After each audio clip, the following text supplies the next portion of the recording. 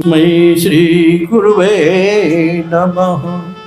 सच्चिदानंद रूपाय विश्वोत्पत्त्यादि हेतुवे तापत्रय विनाशाय श्री कृष्णाय वयं नमः। वर्णनमार्थ संघानां रसानां छन्दसामपि मंगलानां च कर्तारो वंदे वाणी विनायको।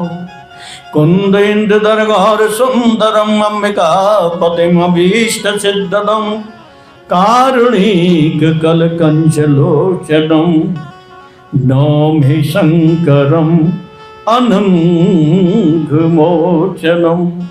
बोलो उमापति महादेव की।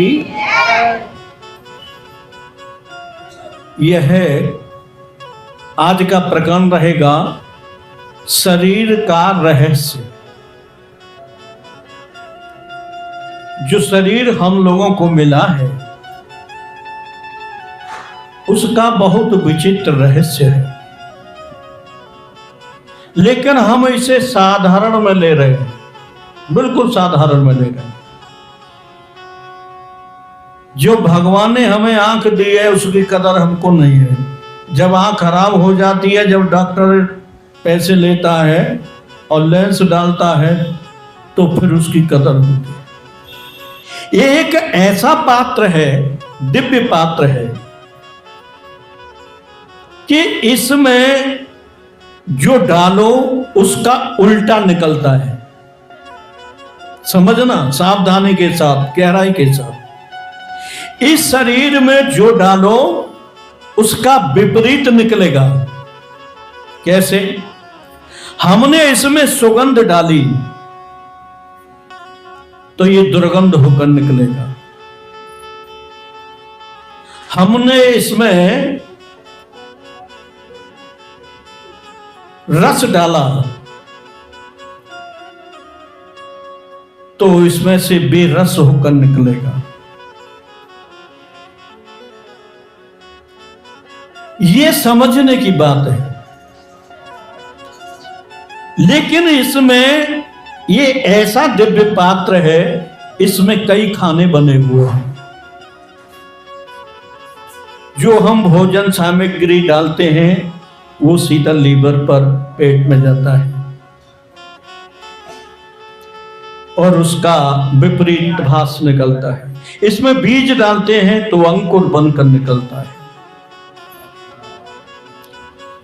इसी तरह समझते हुए, ये तो मैंने जड़ के विषय में कहा। अब इसका चैतन्य स्वरूप जब समझेंगे तो समझ में आएगी कि इसमें ये वाक्य शब्द ये भी इनका खाना है, इनका स्थान है, इसमें रखा जाता है। जैसे हमने इसमें ज्ञान रखा तो उसका विपरीत क्या हुआ? अज्ञान। ज्ञान रखेंगे तो अज्ञान निकल जाएगा, लेकिन रखना होगा ज्ञान। कहने मात्र से ज्ञान से काम नहीं चलेगा। कहने मात्र से कहो सुगंधित तो दुर्गंध कैसे निकले? इस शरीर में ज्ञान रखोगे तो निश्चित रूप से अज्ञान निकलेगा। इसमें अगर भक्ति रखोगे तो इस शरीर से भोग निकल जाएगा। करके देखना, अनुभव की बात है। भक्ति रखेंगे तो भोग निश्चित निकलेगा। वैराग्य इसमें रखेंगे। वैराग्य का विपरीत क्या है? आसक्ति है ना। वैराग्य का विपरीत आसक्ति। अगर हमने इसमें वैराग्य रखा तो क्या निकलेगी? आसक्ति निकलेगी ना।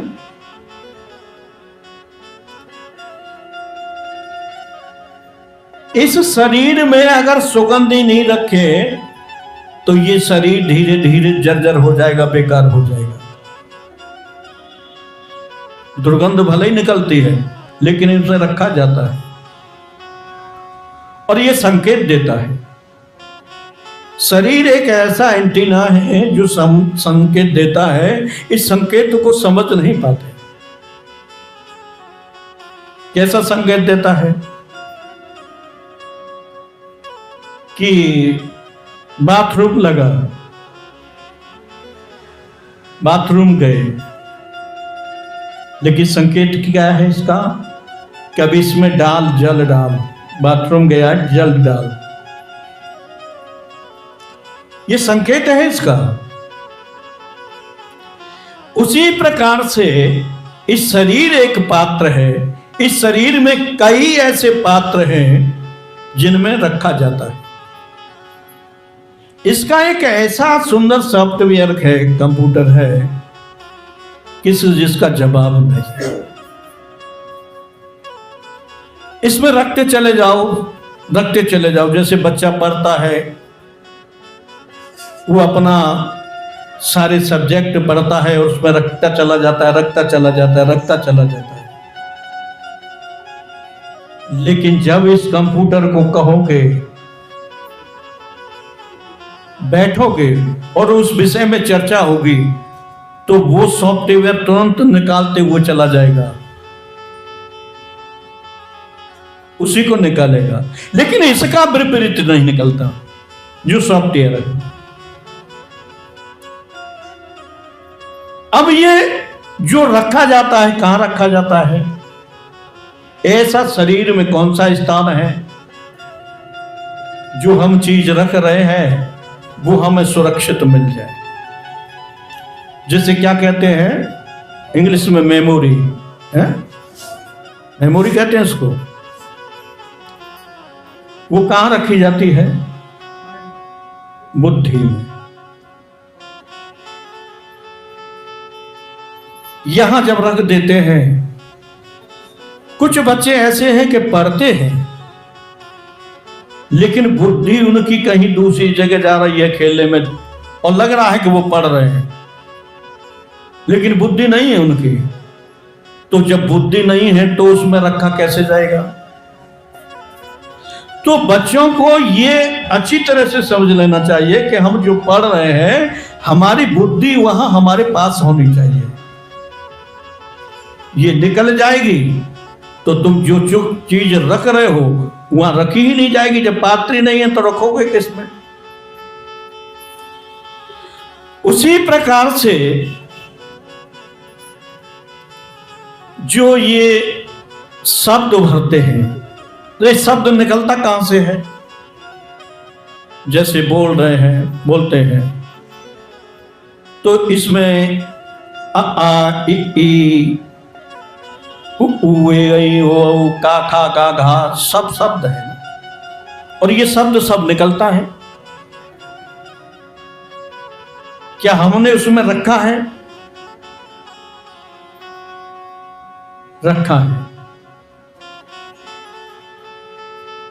जब बच्चा पढ़ता है, अब इसे पढ़ करके जब वो उसमें रखता है, और चाहे वो भले ही 50 साल का हो जाए, अब हमने इसको कब का रखा होगा, लेकिन जब बात चल रही है, आ रही है, तो वो शब्द निकलते चले जा रहे हैं। शब्द की उत्पत्ति मूलाधार चक्र से होती है।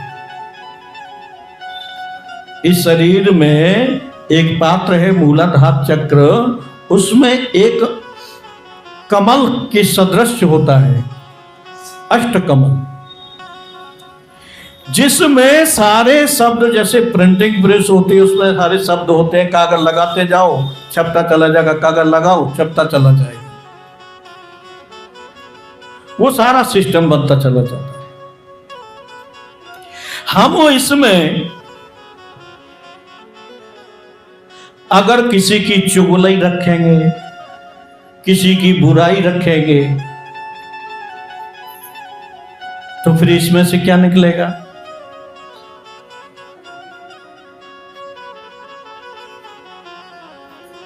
भलाई नहीं निकलेगी, विनाश निकलेगा। क्योंकि ये अलग जा रहा है। इसका पात्र है मन, बुद्धि नहीं है इसका पात्र। जो चीज हम भर रहे हैं, बुद्धि और मन और चित्त, ये अलग अलग है। चित्त में क्या होता है कि वहां फोटो खींचते हैं, स्वरूप बनता है चित्त में। आंख बंद की, चित्त में जब झांका तो तुरंत उसका चित्र आ जाएगा कि वो फलाना ऐसा है, उसकी नाक, हाथ, कान, मुंह सब ऐसा है, चित्र बन जाएगा। ये चित्र इतना दिव्य सुंदर है कि इसमें जो हम भरेंगे वो भर जाएगा। तो इसमें अब हमारे धर्मशास्त्र है, वेद है, गीता है, रामायण है, भागवत है। तो इस चित्त में हमको भगवान को रखना चाहिए। जो हमारी कभी आंखें बंद हो और हमारी जो चेतना शक्ति है वो सुसुप्त हो जाए, अगर चित्त में हमारे वो होगा तो निश्चित रूप से वो हमारी मदद करेगा और वो निकलेगा। तो इसमें जो हम भरेंगे, उस भरने से या तो हम अपना कल्याण कर लें या हम अपना विनाश कर लें। ये दोनों हमारे ऊपर निर्भर है। भगवान का इसमें कोई हस्तक्षेप नहीं है। जो भरने लायक चीज है उसको हम भरते नहीं, जो भरने लायक नहीं है उसको हम भरते हैं। अब ये फल है, मिष्ठान है, अन्न है, बहुत से लोग इसको न भर के मीट, मांस, मदरा भरते हैं। अब जो इसको भरते हैं तो उनमें से क्या निकलेगा, क्या करेगा वो? क्या उसका हानि और लाभ होगा? कि सर्वप्रथम में तो जो मीट मांस का सेवन करता है उसे ये मनुष्य की हम दवाई दें तो वो दवाई उसके शरीर पर काम नहीं करेगी, क्योंकि उसको पशु की दवाई चाहिए। पशु का सारा सिस्टम, पशु का मांस खाने पर पशु का सारा सिस्टम बनता चला जाता है अंदर। अब हम बीमार हो जाए, यहां कुछ बैठे हैं जो खाते पीते भी हैं, मैं नाम किसी का नहीं लूंगा, लेकिन ये चीज बहुत खराब है। अब तो वो शौक में किसी के बहकावे में आकर के उसको खा पी रहे हैं, लेकिन अगर किसी दिन बीमार हो गए तो निश्चित मान लेना फिर मनुष्य की दवाई काम नहीं करेगी। कैसे करेगी? क्योंकि हाँ, हम पशु रहे, पशु बन गए हम। तो ये सब छोड़ना चाहिए और इसमें वह चीज भरनी चाहिए जो हमारे कल्याण में कारगर हो।